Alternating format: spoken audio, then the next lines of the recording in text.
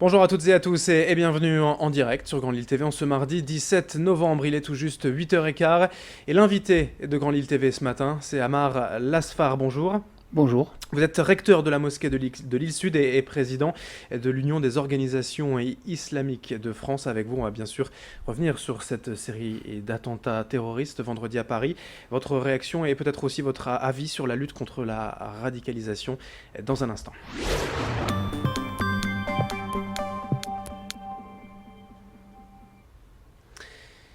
Alors d'abord, je le disais, Amar Lasfar, recteur de la mosquée de l'île Sud, président de l'Union donc des organisations islamiques de France. Encore une fois, malheureusement, quelle a été votre réaction après donc cette annonce et ces attaques terroristes vendredi? Bon, la réaction de chaque citoyen, parce que les musulmans de France, ils sont d'abord des citoyens de ce pays. Et donc notre réaction était la stupéfaction, l'horreur. Donc une guerre nous est déclarée, une guerre déclarée à la France, au peuple français. Et la composante musulmane du peuple français a réagi au même titre que toutes les composantes de notre société.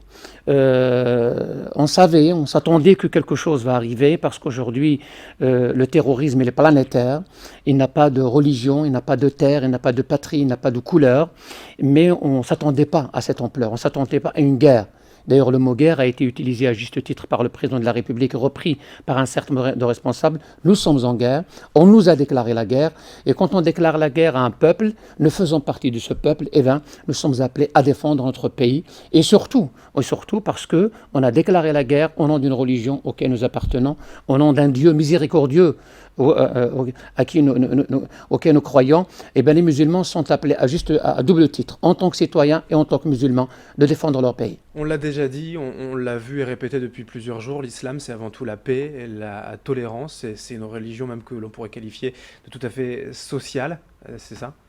Mais tout le monde sait que derrière Daesh, il n'y a pas que la religion. D'ailleurs, il y avait un débat hier sur la 2, et il y avait des spécialistes qui sont devenus des professeurs de Sciences Po, ceux qui travaillent sur la radicalisation et la déradicalisation.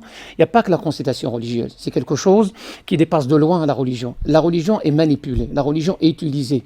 Donc on tue au nom de Dieu. Or, quand nous lisons dans le Coran, quand nous lisons les textes auxquels nous nous référons, nous les musulmans de France, il y a de la paix, de la miséricorde, il y a le fait de sauvegarder le sang d'un être humain. La créature humaine, c'est l'architecture de Dieu. Maudit celui qui l'a détruit. Mais aujourd'hui, Daesh, il a un État. Nous en avons le nôtre. Parce que je tiens à le souligner, notre État s'appelle la République française. On n'en veut pas de l'État islamique ici en France. Donc nous dire que nous sommes venus vous libérer, vous délivrer, je ne sais pas de quel mal. Les musulmans de France sont bien dans leur peau, comme disent les gens, sont bien dans leur basket, ils vivent bien leur liberté, notamment la liberté de conscience et de religion. C'est pas à Daesh ni à autres organisations de venir nous délivrer ou de prendre notre défense. Mais quel peut être le rôle des autorités musulmanes et peut-être de l'autorité au singulier, si elle existe, contre la radicalisation de certains jeunes Français? Nous l'avons toujours fait, peut-être, on n'a pas fait assez, peut-être, mais nous l'avons toujours fait. La preuve, c'est qu'aujourd'hui, ils sont combien ceux qui ont sombré dans le terrorisme ou dans la radicalisation? C'est des dizaines, des centaines, mais Dieu merci que nous avons des dizaines et des dizaines de milliers de jeunes qui sont aujourd'hui là, dans les universités, notamment à Lille 1, là où nous sommes, et qui continuent justement à faire des études, parce que le profil de ces jeunes, notamment, qui sombrent dans la radicalisation et dans le terrorisme, c'est des paumés, c'est des ratés, ceux qui n'ont pas fait d'études. Nous offrons à nos jeunes et à nos jeunes musulmans des carrières. Il faut qu'ils réussissent leur scolarité, il faut qu'ils soient utiles à eux-mêmes et à leur société. C'est ça l'alternative que nous offrons. Eh bien, nous l'avons toujours fait. Peut-être maintenant, on doit passer à la vitesse supérieure. Peut-être maintenant, on doit faire plus et on doit s'investir plus et on doit surtout communiquer plus et parler plus que nous sommes une partie prenante de la société. Nous ne sommes pas des prêts à partir, comme dirait l'autre. Vous disiez à propos justement des autorités et de la République française, on le sait, les autorités musulmanes sont plutôt à l'étranger. Est-ce qu'il ne manque pas justement une voix prépondérante en France? Si, mais l'islam de France, c'est un chantier. Nous l'avons initié il y a 12-15 ans.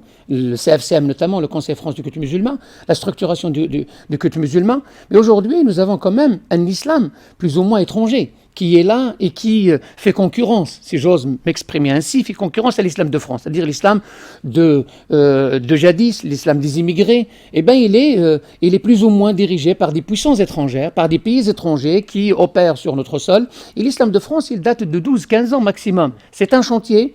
Nous avons fait un certain nombre de pas, continuant justement à le faire, donnons-lui les moyens pour qu'il s'exprime et qu'il assume ses responsabilités, notamment dans de pareils moments. Assumer, c'est tout simplement peut-être fermer également des mosquées identifiées comme déjà radicales? Celui qui ne respecte pas l'objet pour qui il est ouvert, notamment l'objet de son association, parce qu'on parle, quand on dit fermer une mosquée, ça ne veut rien dire. C'est demander à l'association qui gère la mosquée, parce que la mosquée, c'est un lieu de culte. L'association qui ne respecte pas son objet, elle doit rendre compte auprès de la préfecture, notamment, auprès de laquelle elle a déposé ses statuts. Le confort également, si j'ose dire, des mosquées aujourd'hui en France, on le sait, c'est parfois certainement juste une salle de prière, voilà. Et ce n'est pas forcément adéquat au culte également. Est-ce que vous demandez justement une amélioration peut-être également du cadre des prières? Les musulmans de France se dotent de plus en plus, depuis quasiment une vingtaine d'années, de mosquées avec pignon sur rue. Il était une fois les mosquées dans les caves et dans les garages. Aujourd'hui, il y a de moins en moins de mosquées et de salles de prière de ce genre. Donc les musulmans aujourd'hui achètent des espaces, de grands espaces.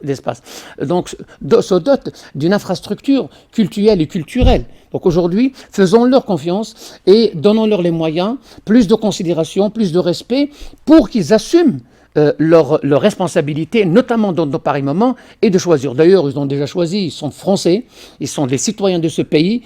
Peut-être l'occasion s'est présentée pour eux pour qu'ils le montrent davantage via, pourquoi pas, des programmes de déradicalisation, des programmes de communication pour immuniser notamment la jeunesse montante. Vous avez quand même, vous parliez tout à l'heure de cette grande majorité des jeunes musulmans français qui sont intégrés, qui étudient justement ici. Vous avez de l'espoir, bien sûr, pour tout le monde. Bien sûr que j'ai de l'espoir. Moi-même, j'ai fait mes études ici à Lille 1, il y a une trentaine d'années. J'ai de l'espoir quant à l'avenir de l'islam et des musulmans. La France, elle est généreuse. La loi 1905 de laïcité, parfois à laquelle on fait un mauvais procès, la laïcité était un cadre très généreux, très libéral, qui a permis aux autres religions de s'épanouir, pourquoi pas, à l'islam. Donc nous avons épousé le cadre, nous respectons le cadre. Les musulmans de France sont appelés aujourd'hui, justement, à être fiers de leur pays et à être fiers de leur religion et à en faire la même identité. On est des musulmans et des citoyens. On est des citoyens et des musulmans.